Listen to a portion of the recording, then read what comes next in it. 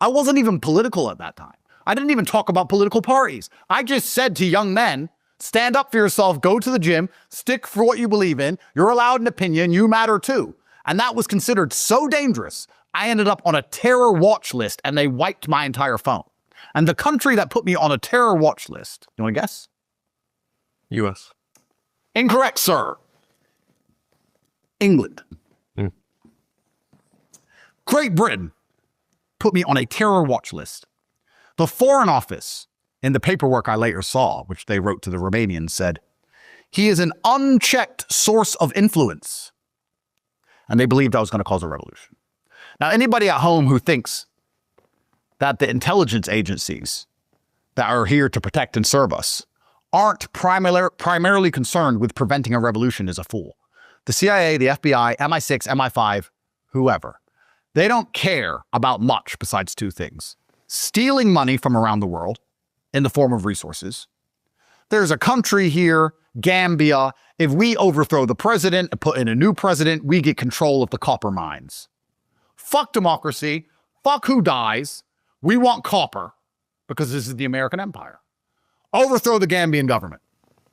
Or I don't know, imagine there's oil in some random country, Venezuela. Who gives a shit? That's what they do. And the second thing they have a concern with, besides stealing money from all around the world, is preventing revolution. The primary objective of intelligence agencies today is to prevent a revolution. Do you think when you walk down the street and talk to basically anybody out here, they don't want to rebel? The system's fucked, bro. We all know the system's fucked. Nobody can buy a house. Everything's fucked. Crime's getting worse. Taxes are going up. Currency's inflating. Everything's fucked. Everyone knows it, but we don't rebel. Why? Because there are many mechanisms, social media algorithms being one. Two, how hard they punish the people who even consider doing something as silly as waving a flag outside the Capitol. Their primary objective is to prevent a revolution. And they said the most Googled man on the planet now, who's saying young men should stand up for themselves and not be afraid to die for their ideas, the most popular person on the planet, is talking about how the Matrix is enslaving them all, how they need to resist, break free. They watched my videos, MI6, and they thought, this is a national security threat. He's on the same level as Osama bin Laden. Once you're on a terror watch list, all bets are off. There's no more law. There's no more constitution. All that's gone. They can shoot you in the middle of the street. Police can come up and just shoot you and go, terrorist threat. End of story. And the basic premise was that I had so much power over the young men in 2022 that I could have caused a revolution. They're probably right. I probably could have said, fuck the Matrix, Westminster Palace tonight. Let's take over. And it would have been the fucking end. Please understand, the Matrix does not fear women. This is why they empower women. This is why they constantly attack me for being a misogynist. They want women to be as powerful as possible because you know what happens when women are powerful? Nothing.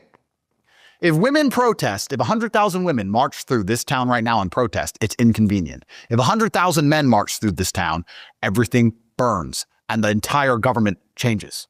Men can fight. Men are armies. Women don't matter. They don't give a shit if women protest. They don't give a fuck.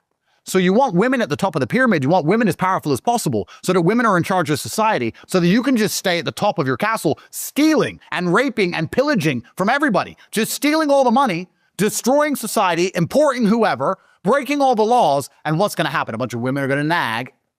Give a fuck. When men get together, it's not called a protest. It's called a revolution. Women don't do revolutions. They can't. So they deliberately empower women to subjugate men.